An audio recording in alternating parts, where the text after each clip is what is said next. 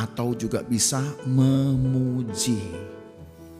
Tapi kata yang lebih sering digunakan adalah kata bersyukur. Bersyukur. Nah, sayangnya banyak orang setelah dapat lupa bersyukur. Makanya yang dirasa hanya tekanan-tekanan di dalam hidup. Mengapa engkau tertekan, hai jiwaku, dan mengapa engkau gelisah di dalam diriku? Berharaplah kepada Allah, sebab aku bersyukur lagi kepadanya, penolongku dan Allahku. Ternyata yang bikin orang itu jadi lama-lama dalam keadaan derita ya karena kurang bersyukur. Merasa bahwa seolah-olah janji Tuhan dan penggenapan janji Tuhan itu lama ya karena kurang bersyukur. Jadi supaya jangan ada tekanan di dalam jiwa kita dan gelisah sendiri, perbanyak-banyaklah ucapan syukur. Ucapan syukur akan menolong, menenangkan jiwa kita, saudara. Setidaknya sampai hari ini kalau kita hidup itu karena cintanya Tuhan.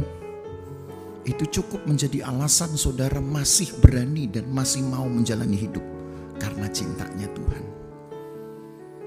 Cintanya Tuhan itulah saudara yang selalu kita peringati lewat perjamuan Tuhan. Dan gereja-gereja diserukan untuk tetap membuat peringatan-peringatan ini. Sakramen perjamuan Tuhan. Supaya kita menyadari dan kita selalu dimelekkan bahwa hidup kita ada sampai hari ini karena cintanya Tuhan. Maka kalau engkau ingin menjejakkan langkahmu dengan pasti dalam iman, supaya jangan nanti kita gusar sendiri, saling menyalahkan. Jangan-jangan kita menyalahkan Tuhan sebelum kita menerima apa yang kita doakan kepada Tuhan. Sebelum itu kita terima, bersyukurlah.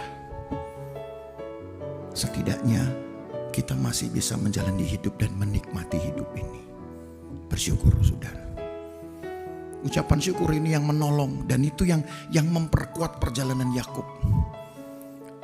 Khususnya Lea, karena Lea yang merasakan sendiri. Syukur aku masih bisa hidup. Sampai tahun keempat aku punya 4 anak. Walaupun tidak dicintai, tapi itu aku hidup. Aku bisa memberikan paling tidak apa yang seharusnya seorang suami dapatkan. Jadi marilah kita hidup, saudara, dengan cinta kepada Tuhan. Kalaupun saudara mungkin gak dicintai, ya, jangan kemudian saudara balas dengan tidak mencintai pula. Dia benci saya, ya saya benci juga balik. Ya, siapa lu, siapa gue emang? Oh, bukan begitu. Anak-anak Tuhan tidak boleh berpikir kotor, tidak boleh tetap main kotor. Orang silakan bikin kotor kita, tapi kita tetap menjalani hidup dengan bersih, dengan bersyukur. Itu sebabnya saya katakan tema khotbah ini, di dalam derita itu ada syukur, terbit syukur. Jadi kalaupun sekarang saudara menderita, hanya rasa syukur dan ucapan syukur yang membuat saudara bisa bertahan. Percayalah saudara, hidup kita gak akan sia-sia. Masih jauhkah? Atau mungkin saudara katakan sudah tua saya.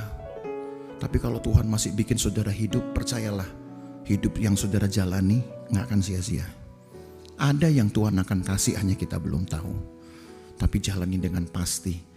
Saya berjalan, saya hidup karena ada cinta Tuhan.